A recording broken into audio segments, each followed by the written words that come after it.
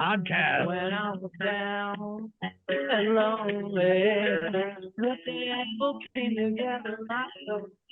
This is not our new theme song, but our new theme song is going to sound a lot like this. I'm just going to rip it off from Helen and the Trash Pandas if she doesn't. I haven't talked to her about it. It's not her fault. I was like, If she doesn't work don't with me say on that, rip I'm just off. going to rip her off. I'm just going to rip her off.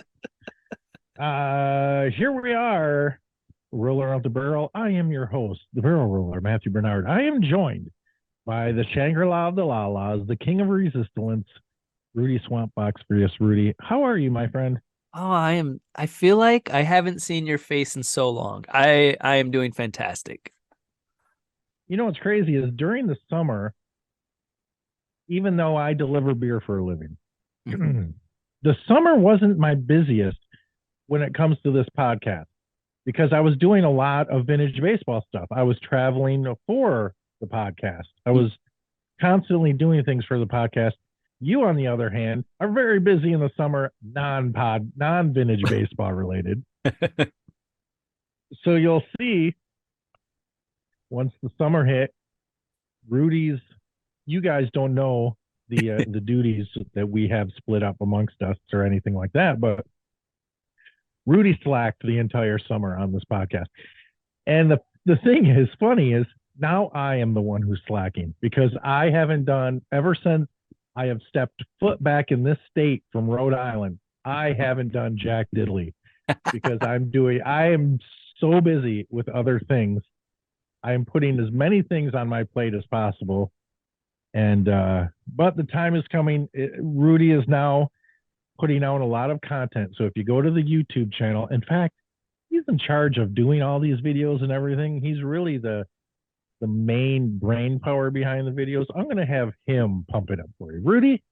Oh no. Hey, you were doing such a fantastic job. You were on a roll. But Oh, no, I'm good. I know. I'm good. yeah, oh, you're But go great. ahead. Yeah, no. I just wanted to confirm that with you. No, we are there is going to be an abundance of content released on the YouTube channel within the next week.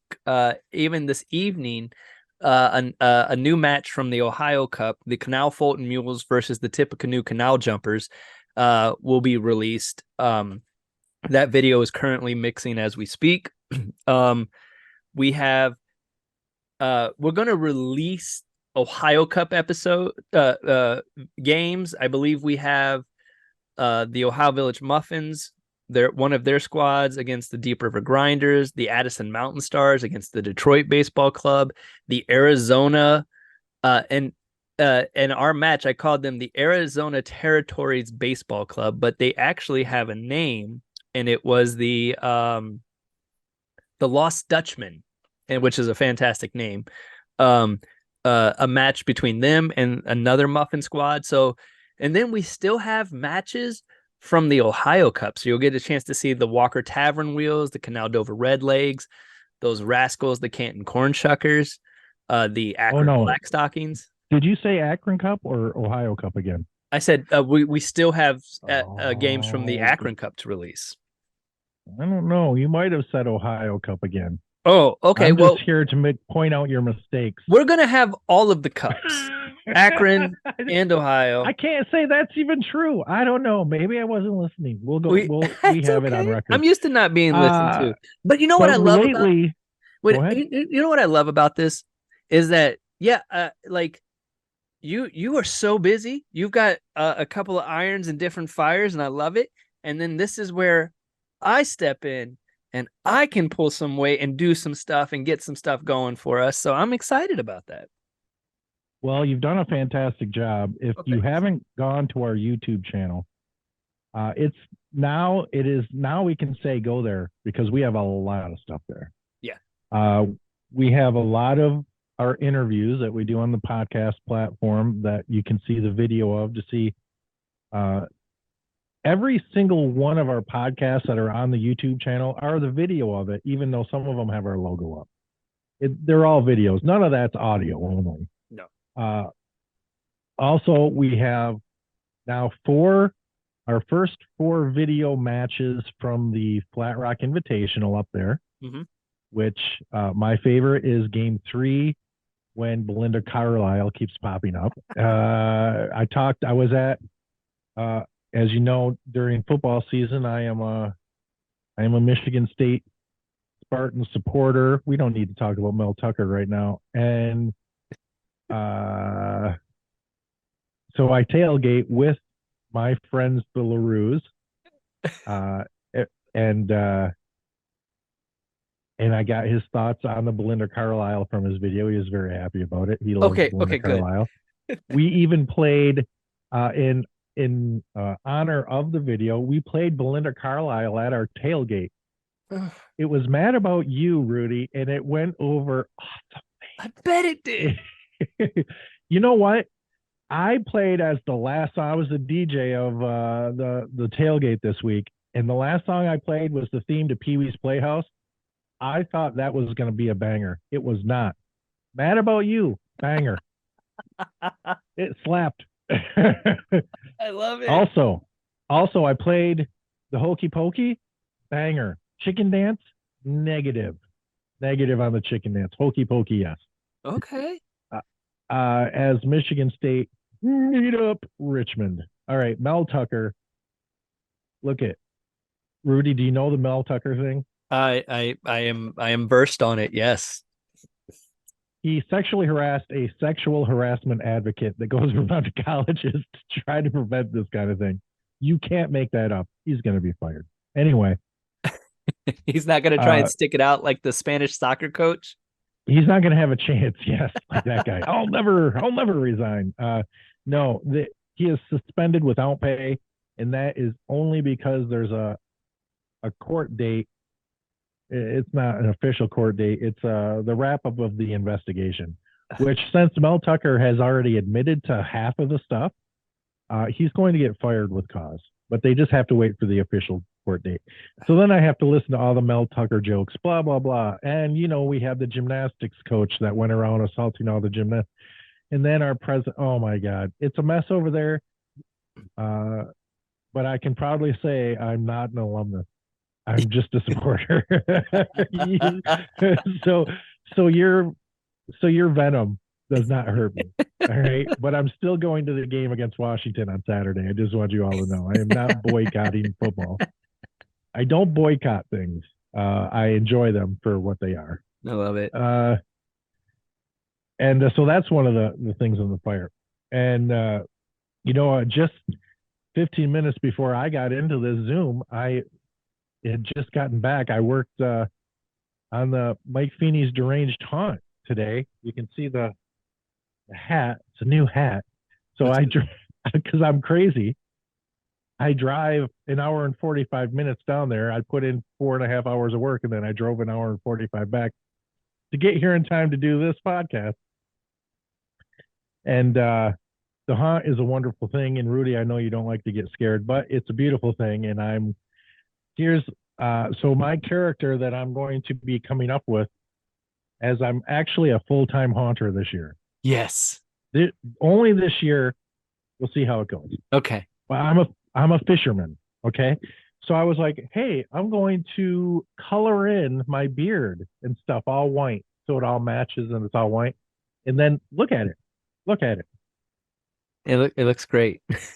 Yeah, I didn't color any of it. I didn't color any of it. It's mostly white now. There's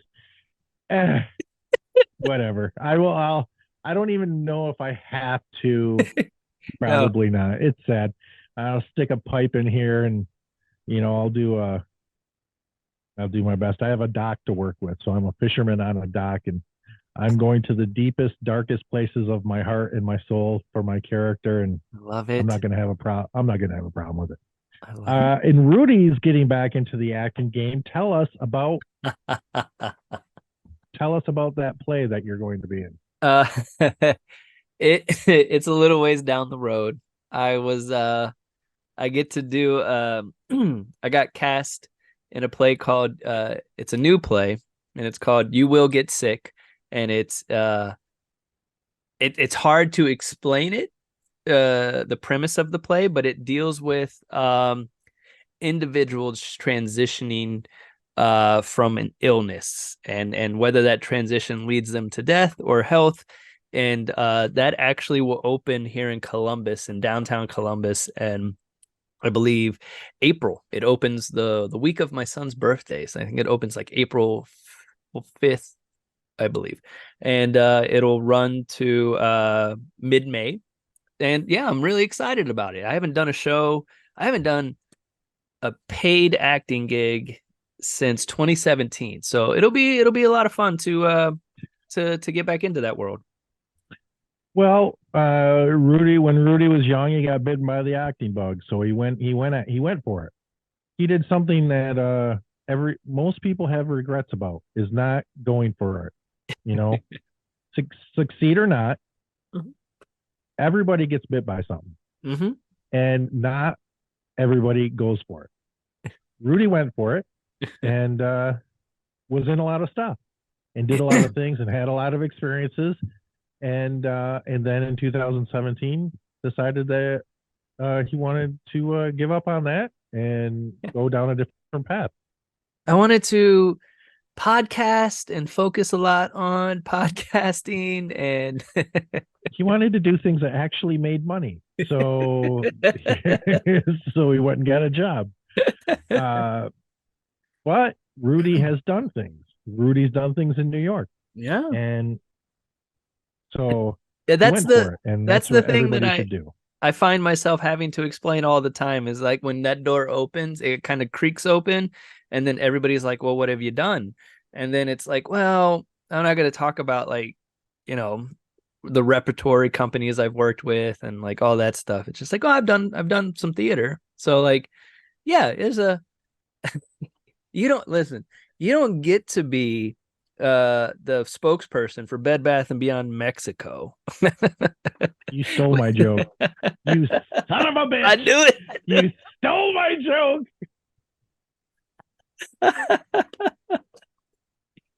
It's because we know each other too well. As funny as it sounds, that's actually a true statement. You refused to show me any marketing from that campaign at all, but do you actually have any? No, that's why I don't show it to you.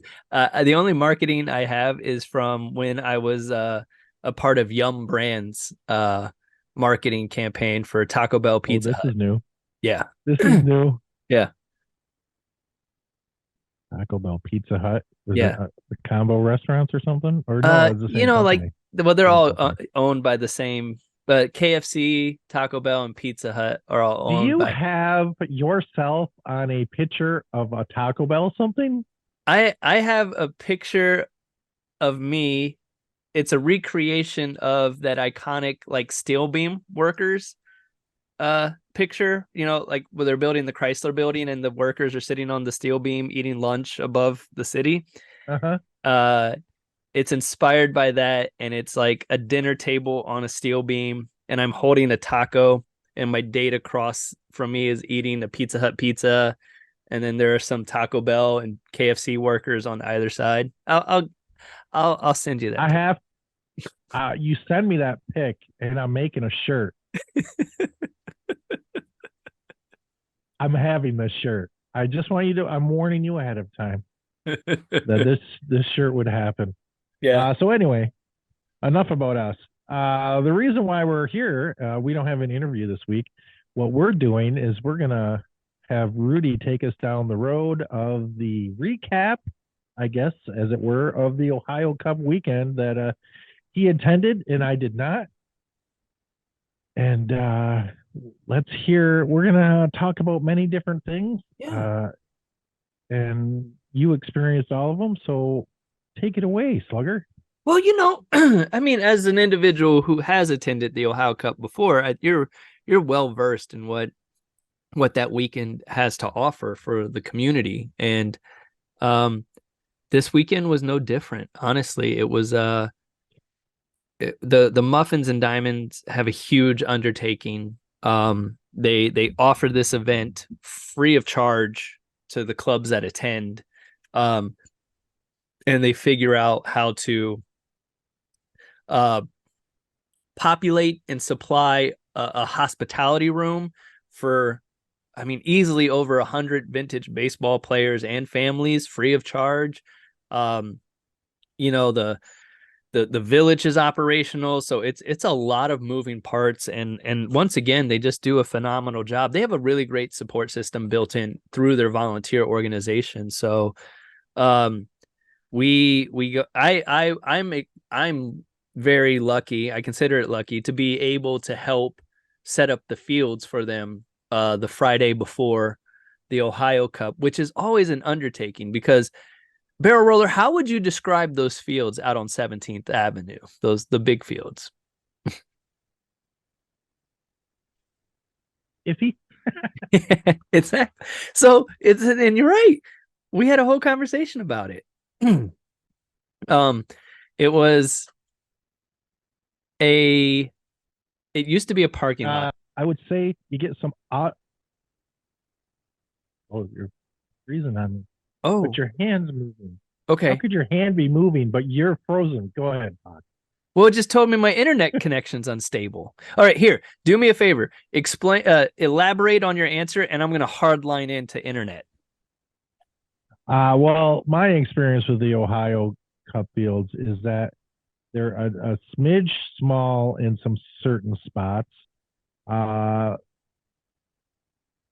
They do run up against the interstate, so there's fences you have to deal with now, and there's some crazy bounces that happen just like everywhere else.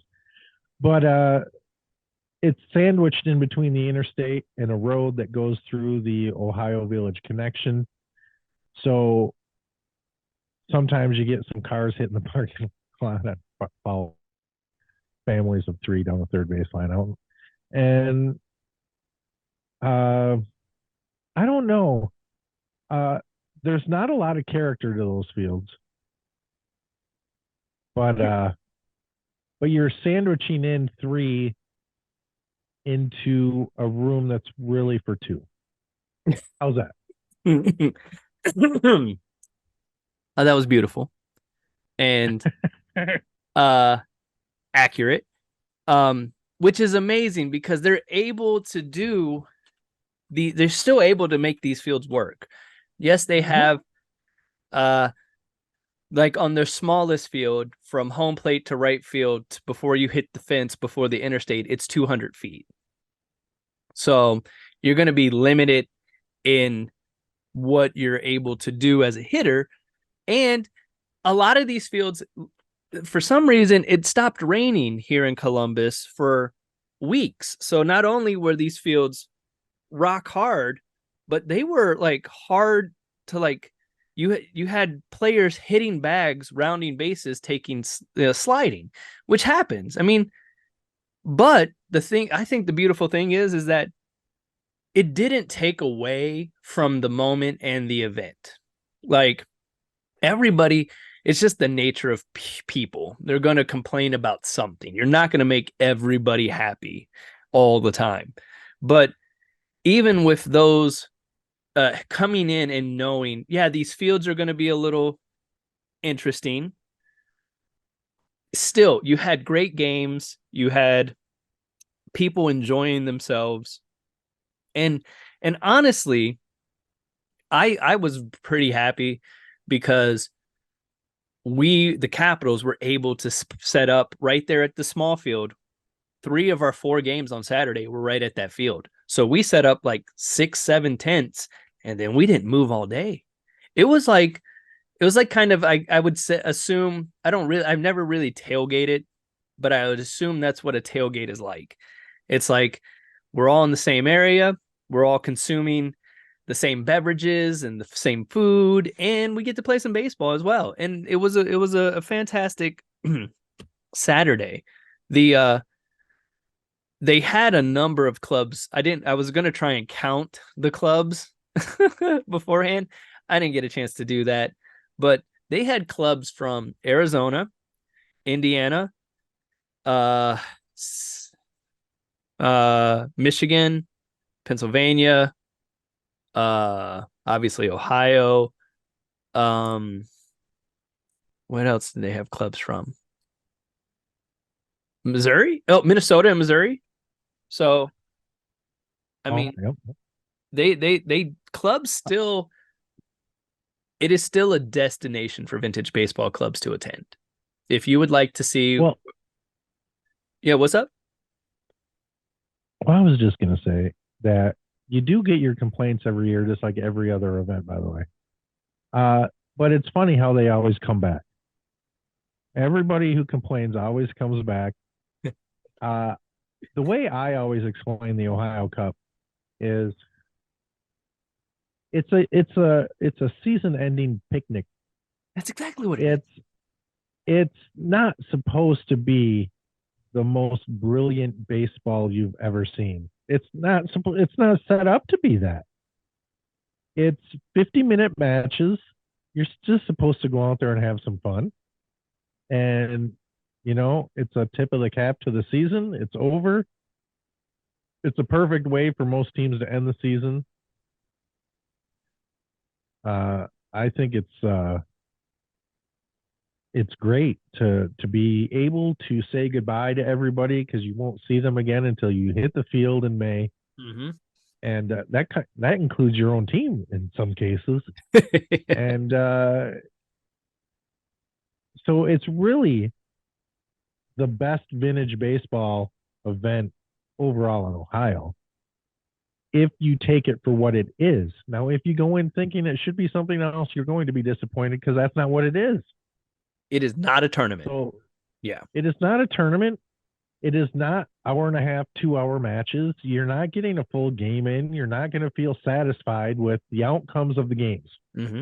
You're not. Who cares? That's not what it is. It So, and I kind of adopt it like getting wins at the Ohio Cup is kind of like that's a feat. Like like that's something to be celebrated because you're playing like the reason that I'm going to let you behind the curtain here, folks, that I'm able to kick out these Ohio Cup matches so quickly is because they don't go over 50 minutes. Like I think the longest one, the Drovertown and Chelsea, I think that maybe 52 minutes. This most of the matches are like 48, 49 minutes. And so like if you can get a victory in 4 innings with the confines of these fields, I think that's like celebrate that. That's pretty exciting. Good for you. But it's not like you're getting a trophy, which I love. So like a few years ago, people like few like 10 or so years ago, there would be some clubs that would say, well, we went and we won the Ohio Cup. And they would post on social media about winning the Ohio Cup. And I'd be like, that's hilarious. Can I see it? So like it's definitely what you just said, a picnic. That's the perfect way to describe it. And the Muffins do a fantastic job of putting on this picnic for the vintage baseball community. yeah, they put it on for the entire community. I mean, they should be acknowledged for the incredible event and its real purpose. And Mm-hmm. so thank God for the Muffins and the Lady Diamonds. And yes, they The really women's match was a lot of fun to watch on Muffin Meadow on Sunday. I unfortunately was not able due to battery constraints. Was not able to get that on camera, but the women's match was a lot of fun. and they've got that little village back there. I mean, everybody that's listening to this, I assume most 90% of the people listening to this have been to the Ohio Cup or have at least heard of the Ohio Cup. So we're not telling you anything you don't know. And But, I would definitely, if I'm gonna, I mean, there's a rumor going around that the Ohio Cup might have to move locations due to some renovations to the village and stuff like that. I don't want to speak out of turn or pass on any salacious rumors. I don't have all the information, but it was a rumor going around that the village might not be available for the Ohio Cup. They're still working that out, but if you've heard of it, you should definitely get in touch and see about attending. Contact the Ohio Village Muffins through Facebook. If you already schedule with them, reach out and inquire about the Ohio Cup. Keep supporting this event. It's a fantastic. I was so excited. I love the Ohio Cup because I'm going to see clubs that we don't usually see throughout the year. We don't play. And like we got to play the team from Arizona. And I was like, I mean, it sounds silly, but it's like, oh, bucket list. Here we go. Crossed it off. I've played teams from Colorado, Florida, like I've played teams from Boston, everywhere. And I was like, Arizona, fantastic. And it was such a great time meeting those guys as well. Yeah. So wherever the Ohio Cup is next year, I will be there. The full podcast, whatever we are at that time, who knows? We'll be a multimedia conglomerate. Or we'll be hanging on by a string. We don't know. But we'll be there in full effect. Now, I was really hoping that the schedule worked out to where Tennessee did their Sulphur Dell Cup. Yep. The week and after Ohio Cup, because I was going to take that week off for vacation because I'm old, so I get a lot of vacation time. Well,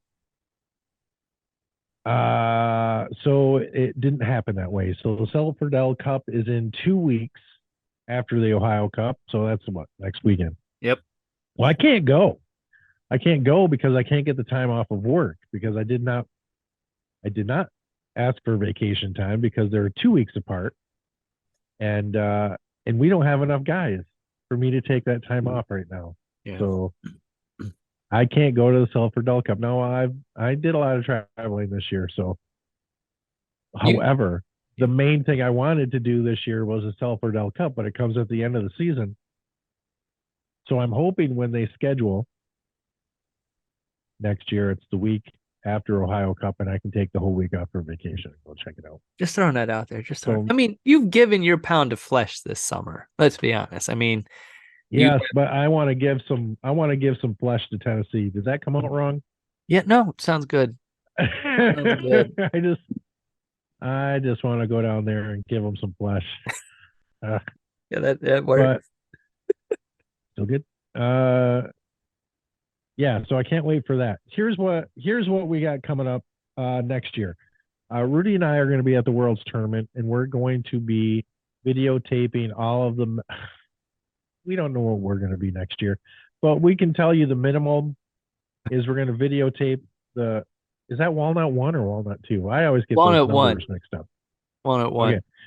So we'll be videotaping Walnut 1, and we'd like to do it live, but it's a bit unrealistic for us to hit that. No? We can do it. Is it? We got time. Listen, we need 1,000 subscribers to the YouTube channel.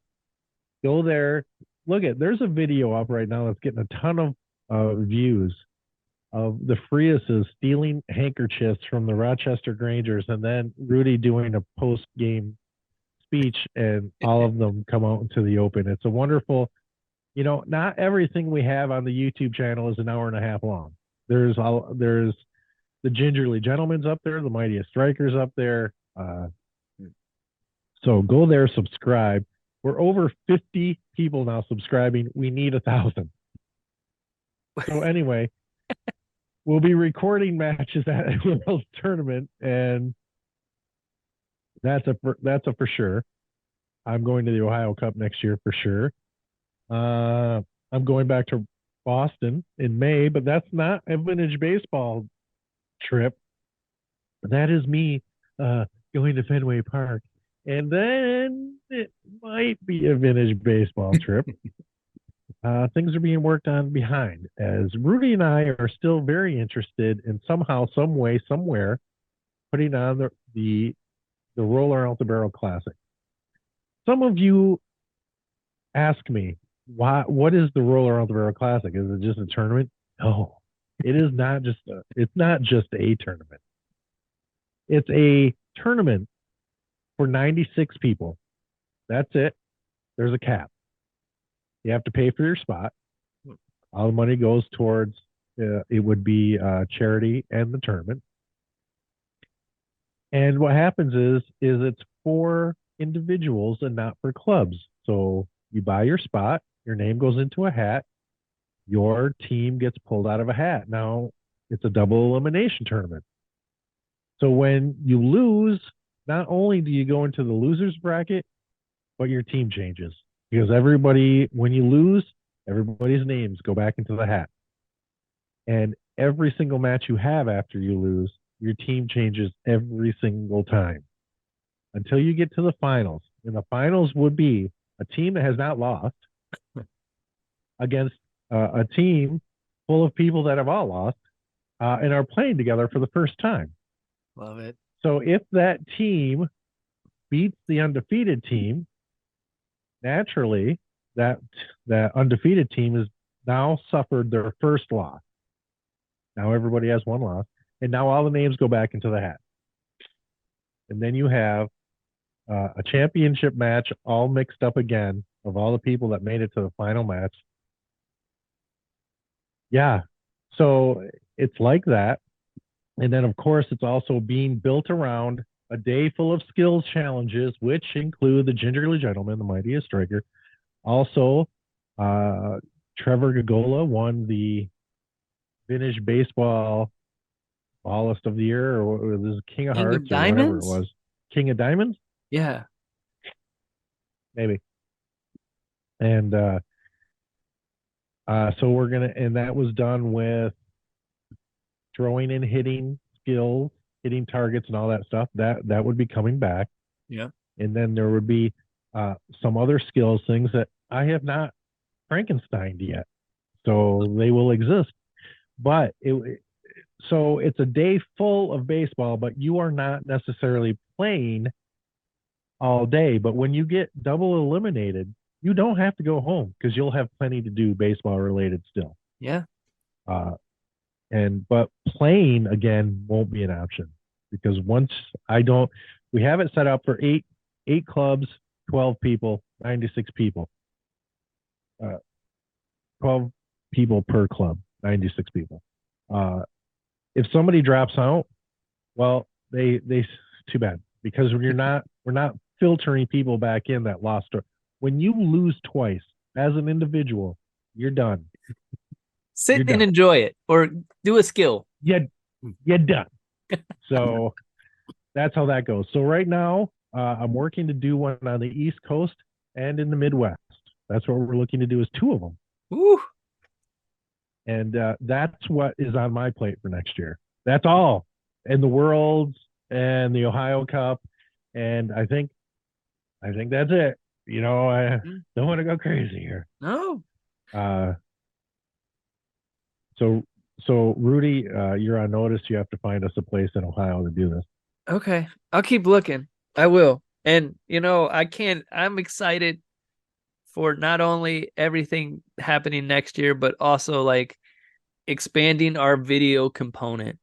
Like, we tinkered with it last year at the Ohio Cup, the in-game call, like the in-game interview call. We didn't get to do that this year. And I'm really, as you can tell by the videos, if you look at our very first video from the Ohio Cup last year to the games that we're putting out now, we're learning, we're progressing, we're evolving. So like I'm excited to see that growth next summer.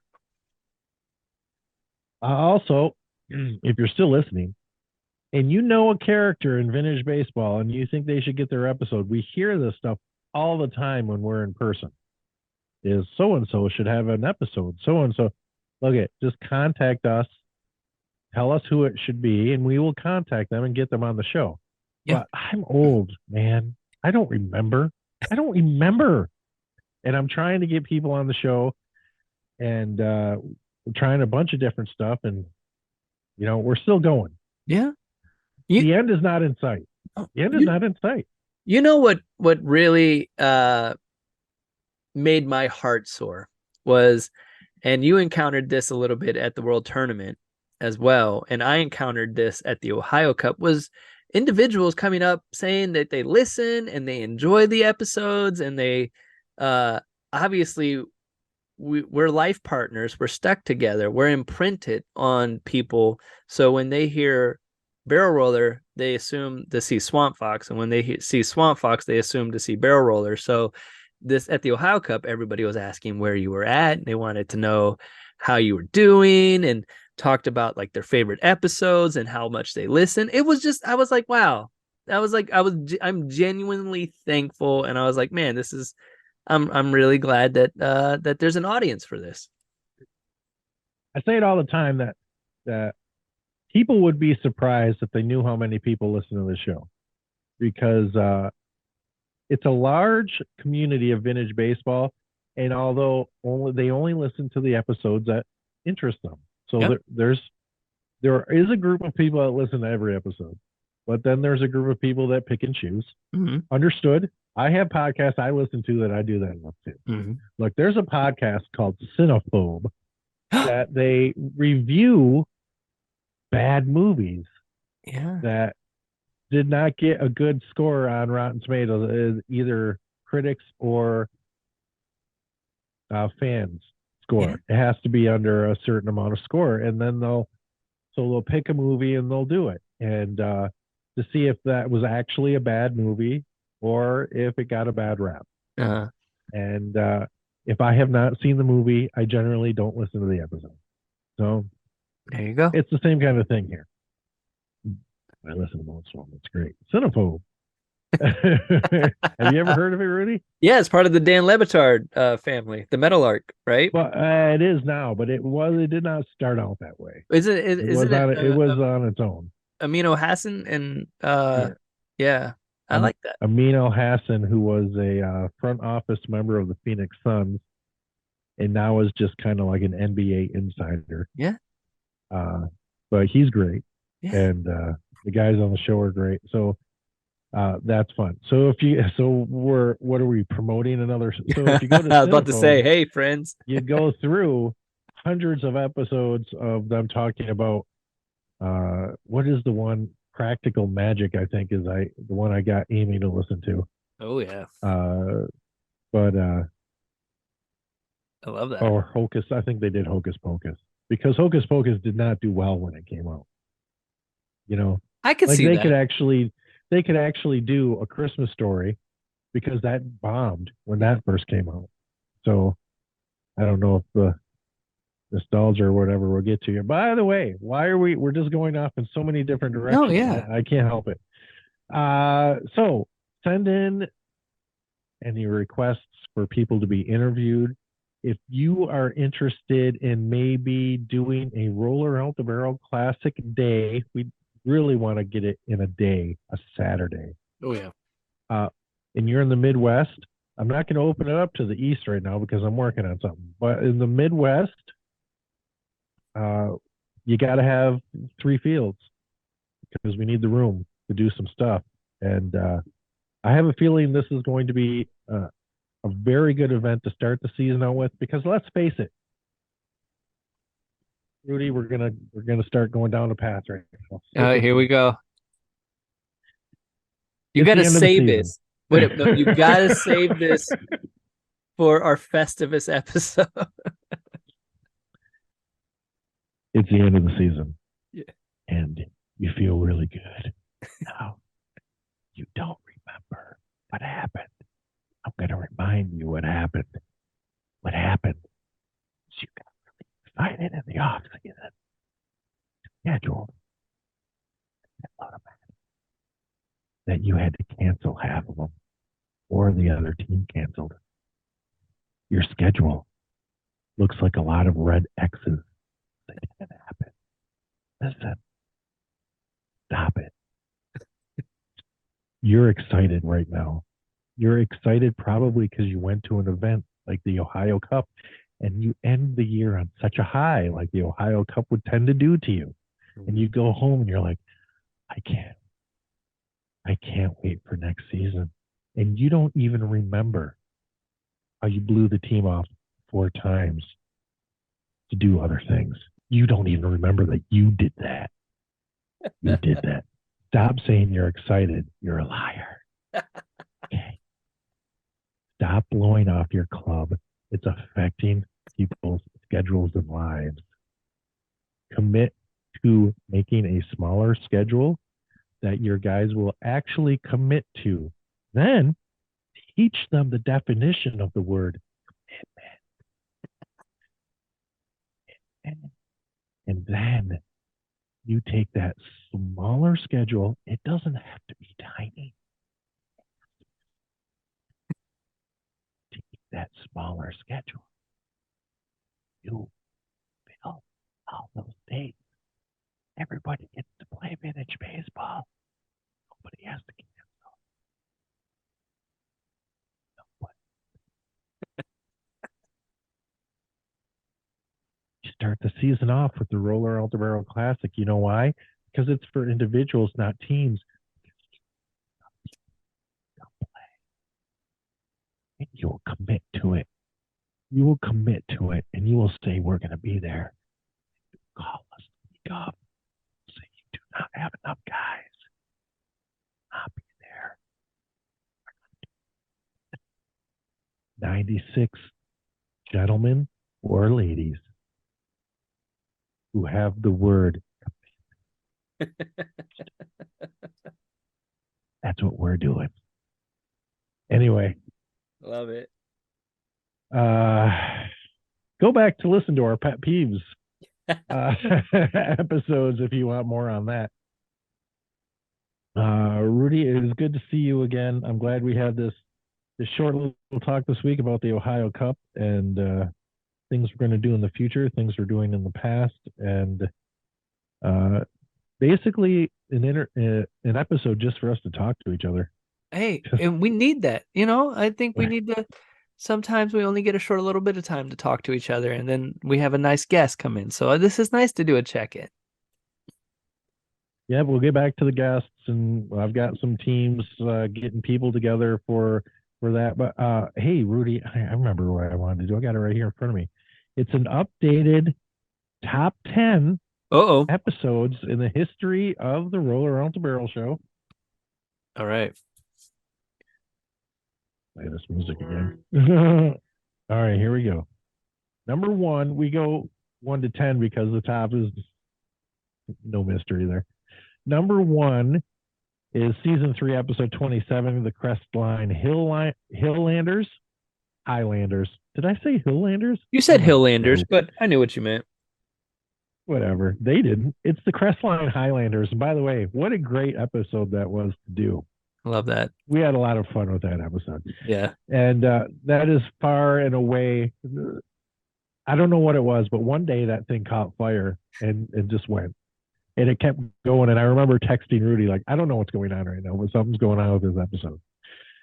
And number 2 is season 2, episode 23, Anthony Canino, the Dirty Pirate of the Atlantics Baseball Club of Brooklyn. Those 2 have stayed pretty standard, 1 and 2, for a long time. It would take something special to knock those people out. Yeah.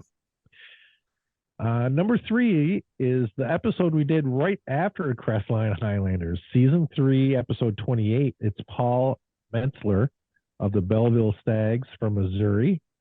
And we did a pre-interview, what we call a warm-up, with David Blanchard, and talked about the Field of Dreams. He does the Field of Dreams report. Yes. And we've gotten a lot of downloads because of that fact right there. But so 3 all time. Number 4 all time is from season 4. And it is episode 8. It is the interview with Brent Barnes, the founder of the Alliance Crossing Rails, right? I love that. And we did a warm-up with the Georgetown gentlemen from Kentucky, the new darlings of the vintage baseball community. And so, yes, we're happy to see a season 4 episode get in there. But when we see these episodes that Rudy was a part of, because remember, the first half, Rudy was doing some other podcast, and then he came in. So now all of these episodes he was a part of are coming into the top 10, and mine are falling out. So he's getting a bit of an ego about it. But number 5 is season 3, episode 25, and that is another episode we had a ton of fun with. That was Keith Boomer Walters from the Grangers of Yes. Rochester, Michigan, with Michelle O'Connell from Arizona. Yeah. What a fun episode. And then her boyfriend also stopped in a little bit of that episode. Yeah. It's weird. Is it because we have so much fun? I don't know, but these episodes we've gone through so far, so much fun. And then number 6 was has been a standard since it got released. It is Jeff Hicks from the Saginaw Old Golds. Yeah. That's season 1, episode 29. Also, something that stayed on the list for a long time is a Roller Out the Barrel Extra, number 4. Like, this is a Roller Out the Barrel Extra episode you'll listen to right now. This one will not appear in the top 10s. No. But ROTB Extra number 4 did, and that was with 21st Century Townball Talk with Daniel Jones. Number 8 on this list is season 4, episode 12, Bob Bear from the Iron Horses of Erie. Yep. And we had the Temecula Deer Brothers from California as the warm-up on that one. That was a great episode. God, so much fun. Here's an episode that fell out of the top 10 and then somehow, some way, got some momentum back up. I don't know if he's publicizing himself or not. But season 3, episode 13, Jeff Bamer, captain of the Fillmore Fun Guy, Minnesota. He fell out for a long time, and now he's back in at number 9. And then rounding out the top 10 is season 2, episode 2, Philip Coco Hayes of the Canton Corn Shuckers. Rudy, did you notice something missing from our top 10?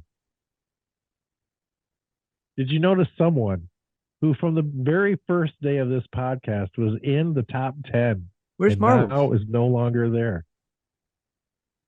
Who? Was it Marbles? Yeah. Mike Marbles Feeney's not in the top 10 for the first time since in the history of this podcast. He had 2 episodes that were in the top 10 and he's been passed. We've got to rectify that. We got to get him back in the top 10. That's not up to us. He's been on the show a lot. There's probably about 5 episodes he is on. If you want a Mike Feeney fix, just go back and listen to the many episodes he appears on. And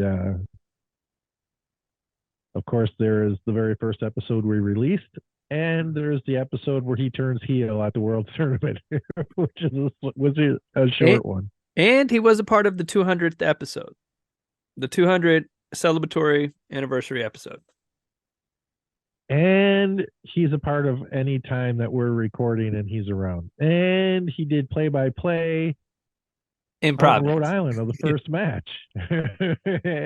and his club is featured in at least 4 of the videos on the YouTube page. You know, Mike Feeney said that he's not interested in the Roller Out the Barrel Classic because he doesn't get to play with his team. Wah! They don't even show up to all your stuff. Boo-hoo. That's right. I'll get the guys that don't show up to everything come and play.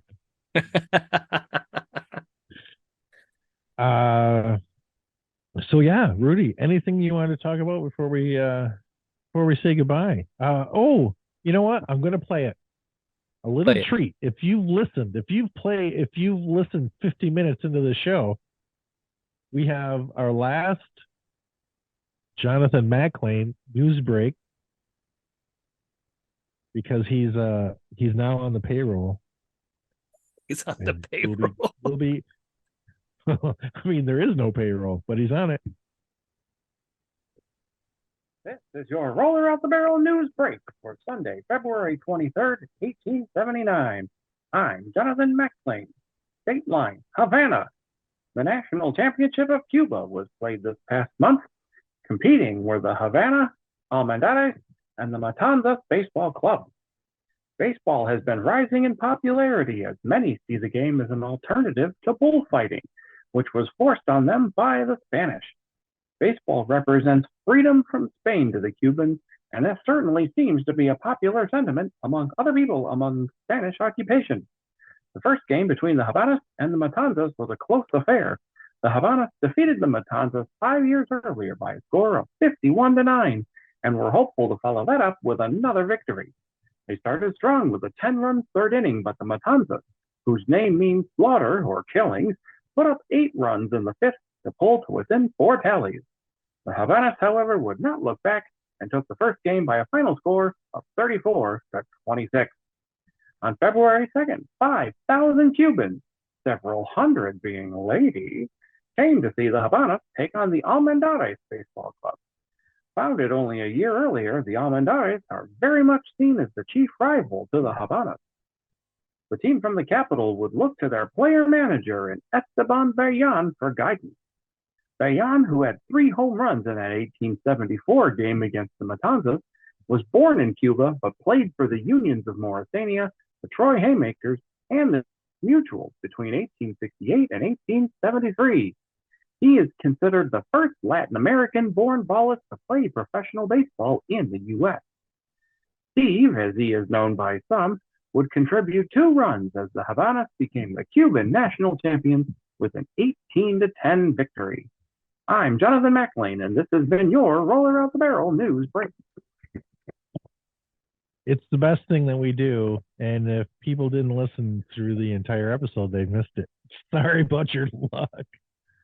Woo! Don't hate me. Hey. So next year, when you're doing your schedules, I'm going to be at Fenway Park in May again. I'm trying to talk Rudy into coming to Boston with me. It ain't going to happen. Man, wouldn't that be great? We need to get Rudy into a time machine where he can go forward in his life, but I can stay where I am in mine.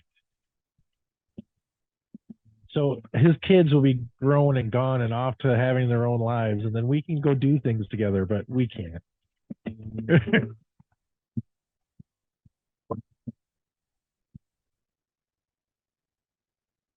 Rudy, tell everybody goodbye. I can't hear you. I can't hear you. Are you muted? Did you mute your mic? There you go. Oh my dear I was Lord. cracking up at everything you were saying and no one heard my laughter. Dang it. Well, Just know that he laughed. I don't know. but Go you'll ahead. see, friends, for the Barrel Roller, I'm the Swamp Fox, and I want to tell you that whether you call heads or tails, you're either going to win the toss or you're going to lose the toss. I gotta tell people why you're saying that. You said go back to the Ohio Cup video on YouTube. It is who is in that match, Rudy? It's the Black Flags versus the Monitor Baseball Club. The first thing, just about the first thing that comes out of your mouth is something about how the Black Flags either won or lost the coin flip. It's brilliant. It's brilliant broadcasting. It's as good as when I said, we knew what I knew when you knew it. But yours is much better than mine. And they either won or lost the coin flip. It's brilliant. So that is going to be Rudy's sign off from now on. So now, Rudy, I want you to say it with more conviction, but let me put I got to put your song behind it. All right, here we go. Say it with more conviction. Whether you call heads or tails, you're either going to win or lose that coin toss.